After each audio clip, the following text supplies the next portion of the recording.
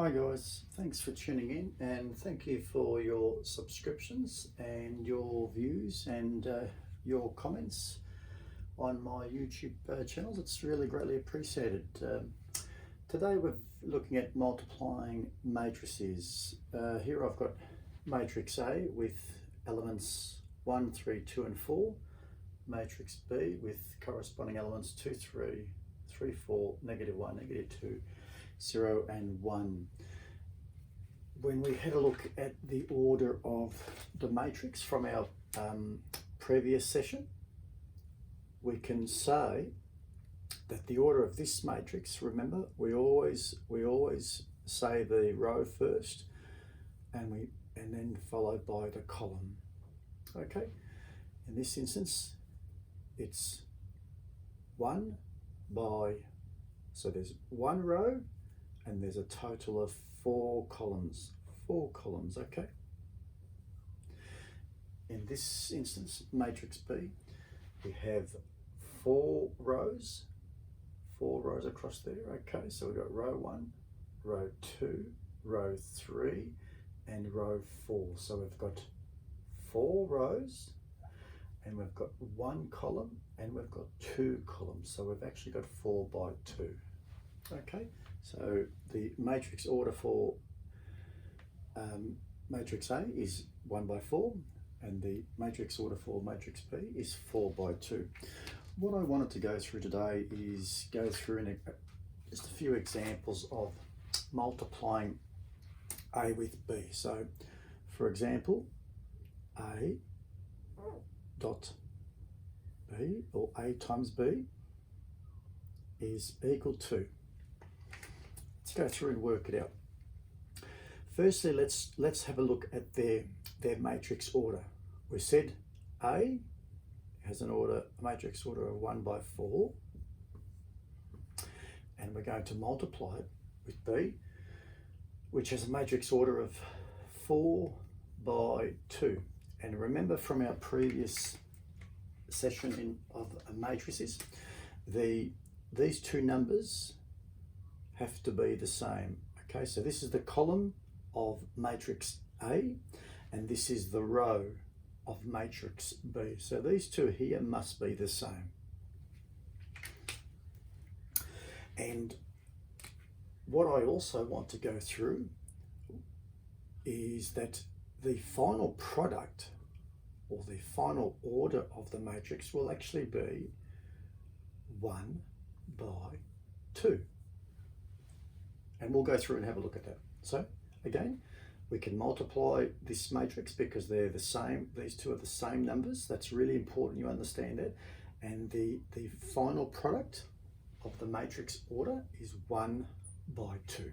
Let's go and have a look and let's work it out. So AB is equal to matrix A, 1, 3, 2, 4, times matrix B.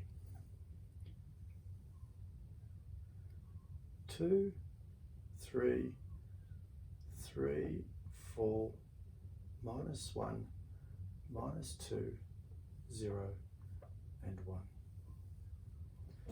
So therefore, A dot B is equal to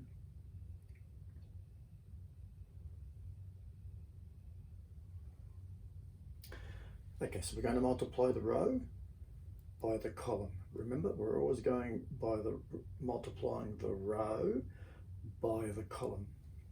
And that is 1 times 2 is 2, plus 3 times 3 is 9, plus 2 times negative 1 is minus 2, and 4 times 0 is just 0. Okay, let's go through next one. Let's go through the next one. We're going to multiply this row by this column. 1 times 3 is 3 plus 3 times 4 is 12 plus 2 times negative 2 is minus 4 plus 4 times 1 is 4. So that's equal to, the 2 plus 9 is 11, minus 2 is simply 9. Let's put them there. Is 9. And 3 plus 12 is 15, and the 4's cancel. Okay, 3 plus 12 is 15. So we actually have a matrix order of 1 by 2, which is exactly what we forecasted here. Okay, so A times B has a matrix with elements 9 and 15, and it has a matrix order of 1 by 2. Let's have a look at another example. Let's have a look at what B times A is like. So we've had a look at A times B. Now I want us to see B times A. So we had a look at A times B, which is good. I want us to have a look now at B times A. So B times A, let's have a look at their matrix order firstly. B times A is 4 by 2. That's matrix B. Times A. A has got a matrix order of 1 by 4. Have a look at this. So there's the column of matrix B. There's the row of matrix A. They are not the same. So therefore, we can say that B dot A does not exist. Does not exist. We can also say that A dot B does not equal B dot A.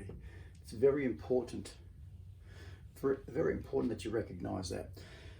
What I also want to say is, whilst I've got this arrangement in place, I want to just take you back to some simple multiplication.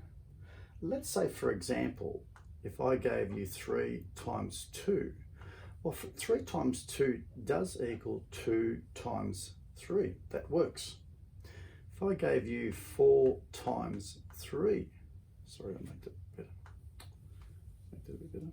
If I gave you 4 times 3 does equal 3 times 4. So they are the same. So the reason I've presented this to you is I just want you to recognise that when we're looking at A dot B is not necessarily going to equal B dot A if the order of the matrix is not or if the order of the matrix does not allow it to take place. Okay, I just wanted to bring that to your attention. It's a very, very important point that, for example, you might get a multiple choice question on an exam or an assessment where it will have A, B, C, D. Rather than going through the whole process of working out the order, by doing this simple method or this simple solution, you can actually work out, a final product of a matrix order. And more importantly, you can also work out to see whether this product does actually exist. I hope that makes sense, guys, and I hope that's provided a bit more clarity to you. Okay, thanks for tuning in, and thanks for your views, and look forward to seeing you again. Bye bye.